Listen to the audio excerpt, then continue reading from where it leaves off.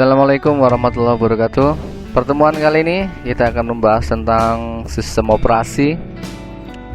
Jadi bagaimana kita mengetahui dan bagaimana kita memahami ya bagaimana sistem operasi itu bekerja pada komputer. Untuk kelas 10 MIPA, IPS dan Bahasa, materi kali ini kita siapkan menggunakan sistem operasi. Pengenalan sistem operasi. Silakan pemirsa subscribe dulu dengan menekan tombol di bawah ini agar tumbuh semangat dan berjuta manfaat. Definisi secara umum, sistem operasi itu adalah yang pertama sebagai sebuah program yang mengatur hardware dengan menyediakan landasan untuk aplikasi yang berada di atasnya. Bisa dipahami ya kalimat yang pertama ini, sebagai sebuah program yang mengatur hardware dengan menyediakan landasan untuk aplikasi yang berada di atasnya. Jadi kalau ada hardware tapi tanpa sistem operasi tidak bisa mengerjakan apapun. Jadi hardware itu bagaimana kita bisa menggunakan, harus ada sebuah landasan, harus ada sebuah aplikasi yang ada di atasnya. Yang kedua adalah sistem operasi itu bertindak sebagai penghubung antara user dan hardware. Jadi bisa kita bayangkan setiap kita menggunakan komputer, tentunya kita berinteraksi dengan sistem operasi. Yang ketiga adalah bertugas mengendalikan dan mengkoordinasi penggunaan hardware untuk berbagai program aplikasi,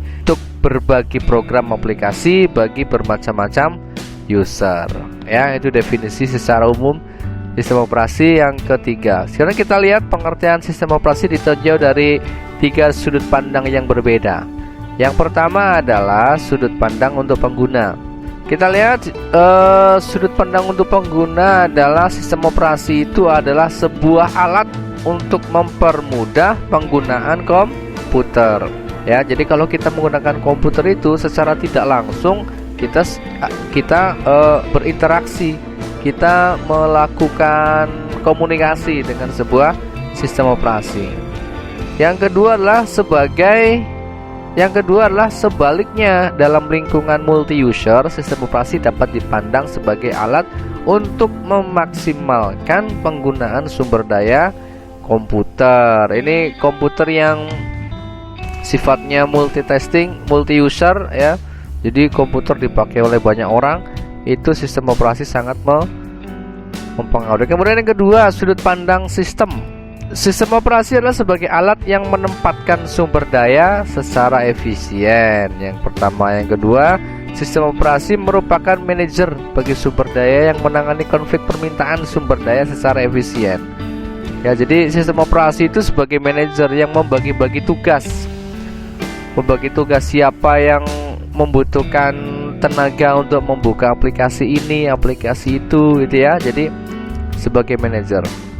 Yang ketiga juga sebagai pengatur eksekusi aplikasi untuk input dan outputnya.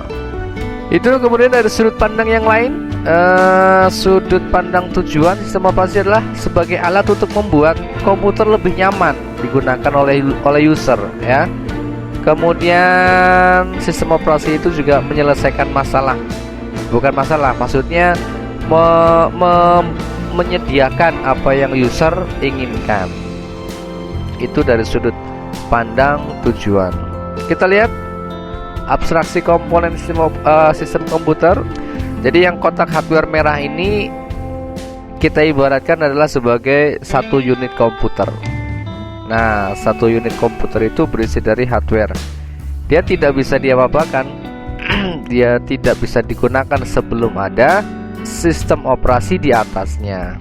Jadi di hardware itu kita taruh sebuah sistem operasi, di mana nanti setiap aplikasi akan berada di atas sistem operasi. Nah ini, jadi yang pertama adalah hardware. Hardware itu dikasih atau di atasnya ada sebuah sistem operasi, di mana sistem operasi nanti tempatnya segala aplikasi itu berada. Ini satu kesatuan, tidak bisa dilepas satu persatu. Bayangkan kalau komputer, hanya sistem operasi saja tanpa hardware. Mustahil ya. Jadi ini adalah satu kesatuan. Hardware berada di bawahnya sistem operasi. Sistem operasi adalah tempatnya berbagai macam aplikasi, dan kita sebagai user hanya langsung bersinggungan dengan aplikasi. Kadang-kadang dengan sistem operasi ya, bahkan jarang dengan hardware.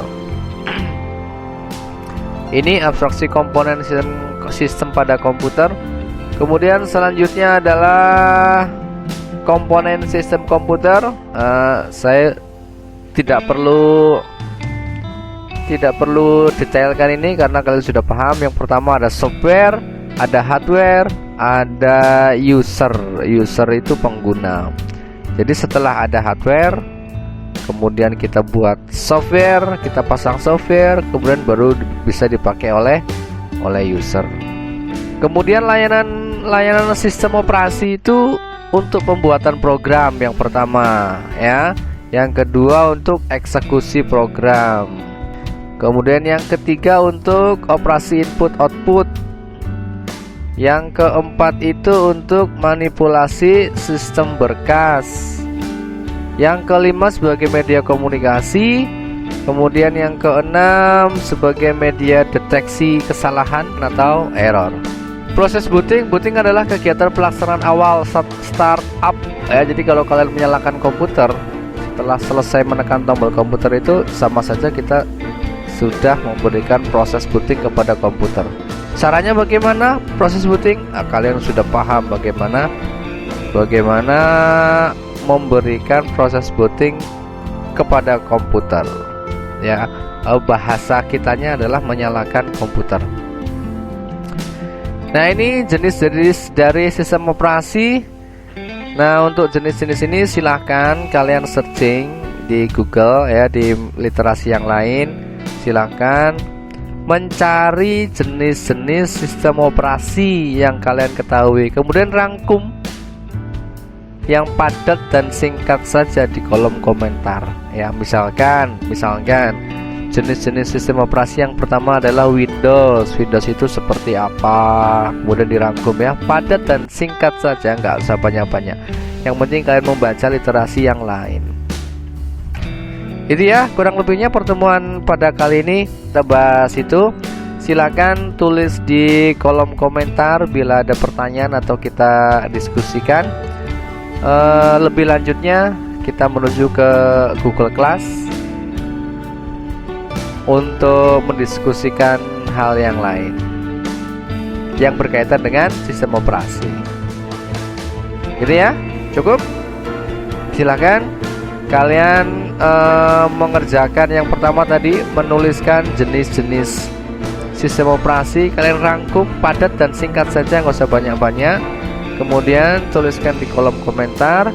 Setelah itu bila ada pertanyaan, bila ada perlu yang kita diskusikan, juga silakan boleh tanyakan di komentar, disertakan atau dituliskan nama dan kelasnya. Itu ya.